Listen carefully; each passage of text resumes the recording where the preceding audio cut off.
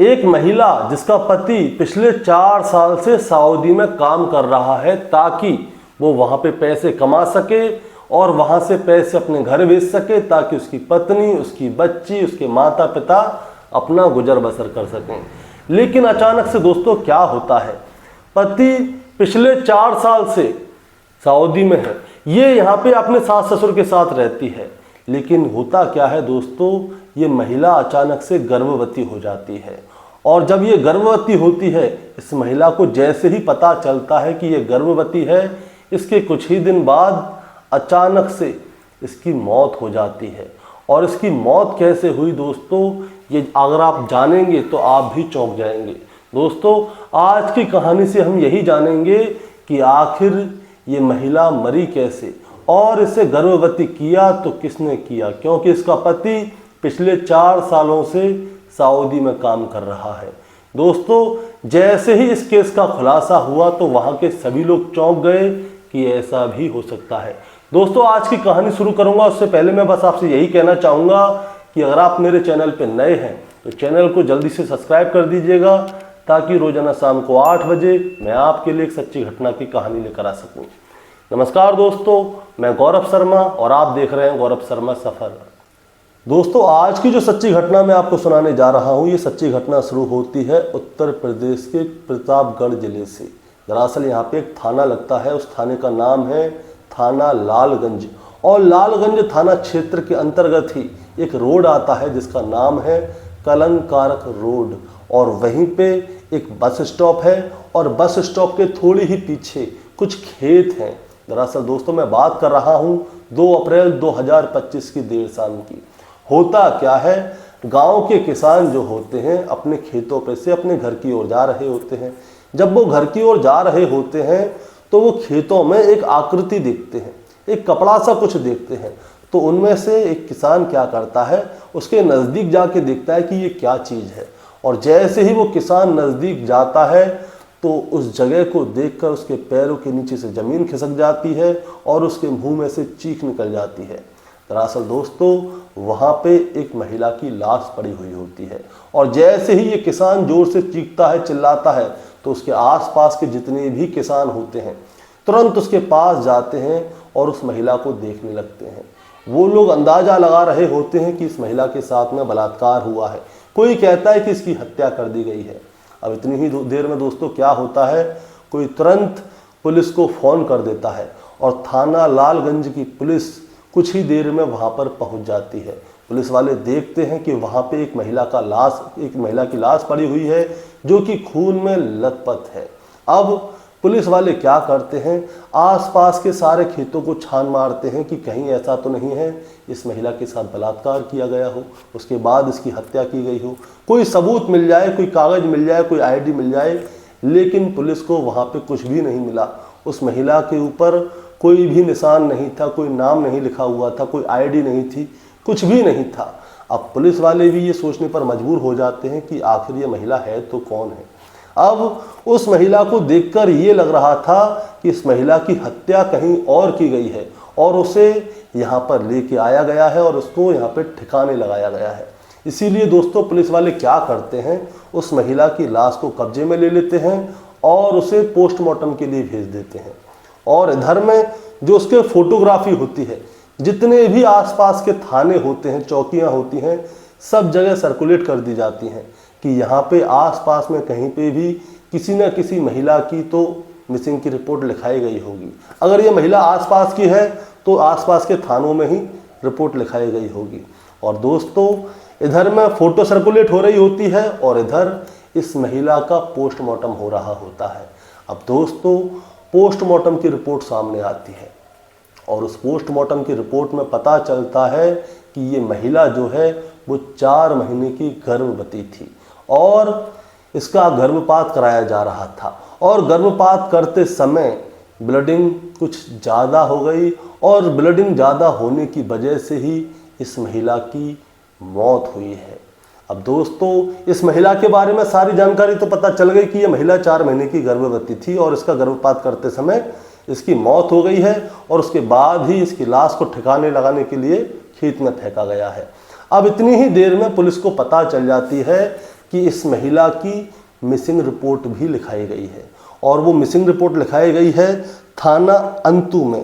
दरअसल दोस्तों, थाना अंतु में एक बुजुर्ग शख्स आता है 2 अप्रैल 2025 की सुबह ही, जिस दिन इस महिला की लाश मिली थी। अब होता क्या है, उस बुजुर्ग शख्स का नाम था मोहम्मद सिद्दीकी, और उस मोहम्मद सिद्दीकी की ये बहू थी जिसका नाम था शहनाज बानो उर्फ चांदनी। दरअसल दोस्तों हुआ क्या था, जो मोहम्मद सिद्दीकी है उसका कहना ये है कि 1 अप्रैल 2025 की शाम को उसकी जो बहू है शहनाज बानो, उसे अपहरण कर लिया है। अब पुलिस मोहम्मद सिद्दीकी को तुरंत बॉडी की शिनाख्त के लिए बुलाती है, और जैसे ही बॉडी की शिनाख्त के लिए मोहम्मद सिद्दीकी को बुलाया जाता है तो वो एक बार में ही देखकर बता देता है कि ये उसकी बहू शहनाज है। अब दोस्तों, अब मोहम्मद सिद्दीकी को बैठा लिया जाता है और उससे पूछा जाता है कि ये तुम्हारी बहू है, ये कहाँ गई थी, किससे लेना देना है, तुम्हारा बेटा कहाँ है, तुम्हारा बेटा कहाँ है, यानी कि इसका पति।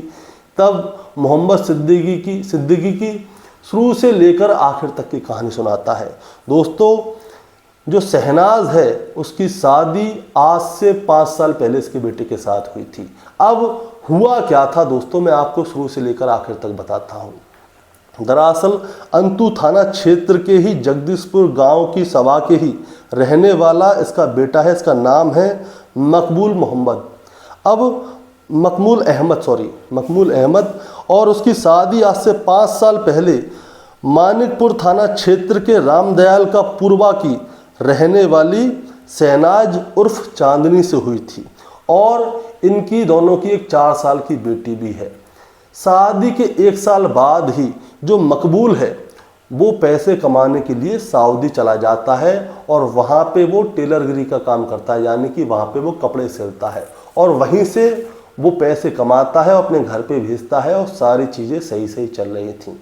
लेकिन अचानक से ही 1 अप्रैल, अभी की बात है, 1 अप्रैल 2025 की शाम को इसकी जो बहू है शहनाज, वो अपनी 4 साल की बेटी को घर पे ही छोड़कर अचानक से गायब हो गई।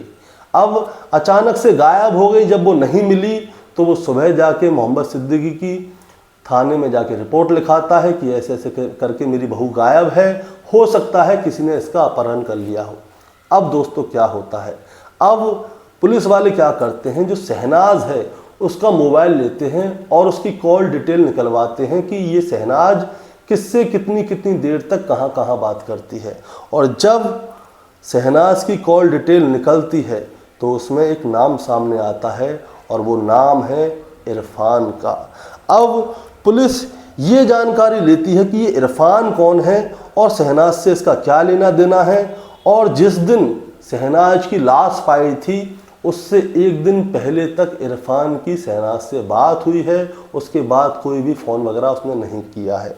अब दोस्तों पता चलता है कि ये जो इरफान है वो थाना लालगंज क्षेत्र के ही अंतर्गत जलेश्वर आता है, वहीं का रहने वाला है, और जो इरफान है उसकी जो ननिहाल है वो अंतु में थी, जहाँ पे शहनाज की ससुराल है।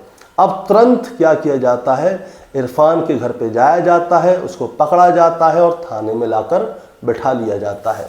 और पुलिस वाले फिर उससे पूछते हैं कि बताओ शहनाज से तुम्हारा क्या लेना देना था, वैसे तुम रोज़ाना उससे फ़ोन पे बात करते थे, लेकिन अब तुमने एक भी बार शहनाज को फ़ोन नहीं किया, सही सही बताओ तुमने शहनाज के साथ किया तो क्या किया।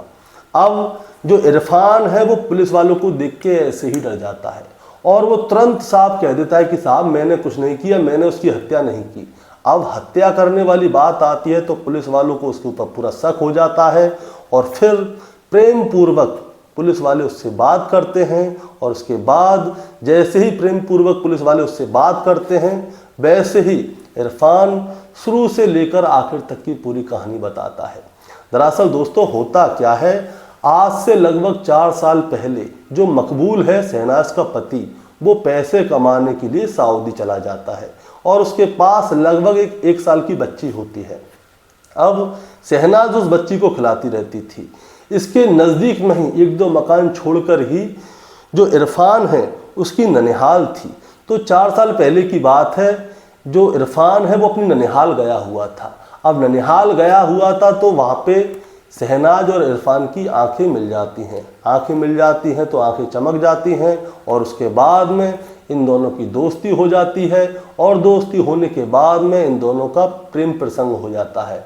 और जब भी मौका मिलता था इरफान क्या करता था, चुपचाप जाके मकबूल के घर में चला जाता था, यानी कि शहनाज के घर में चला जाता था और उसके साथ संबंध बनाया करता था।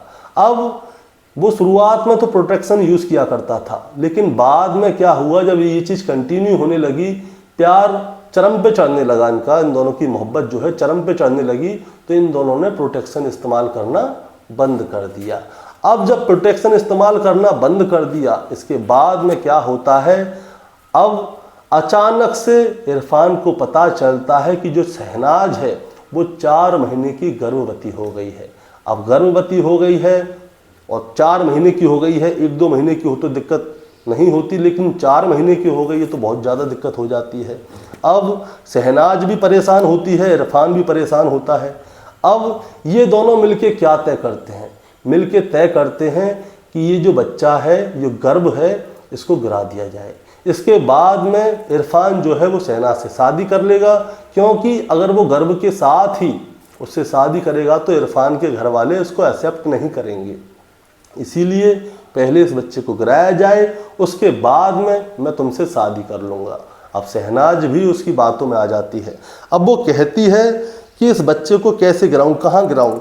तब वो बताता है कि मेरा एक दोस्त है जिसका नाम है डॉक्टर नफीज़ अहमद और उसका अपना हॉस्पिटल है जिसका नाम है संजीवनी हॉस्पिटल। तुम मेरे साथ मेरे दोस्त के पास चलो, वो तुम्हारा गर्भ गिरवा देगा। अब वो ये वाली बात डॉक्टर को बताता है कि ये मेरी प्रेमिका है, ये गर्भवती हो गई है और मैं इससे शादी तो करूँगा, लेकिन क्या है ना, अब गर्भ के साथ में शादी करूँगा तो घर वाले एक्सेप्ट नहीं करेंगे, इसीलिए इस बच्चे को हमें गिराना है। इसीलिए क्या होता है दोस्तों, जो डॉक्टर नफीज़ अहमद है वो इनसे लेता है इस चीज़ के 10,000 रुपये, और 10,000 रुपये लेने के बाद ये, उससे पहले की बताता हूँ, 1 अप्रैल 2025 को क्या होता है, हॉस्पिटल जाने से पहले जो इरफान है वो इसके लड़की के घर पे जाता है और इसको अपनी मोटरसाइकिल पे बिठा के हॉस्पिटल लाता है, संजीवनी हॉस्पिटल।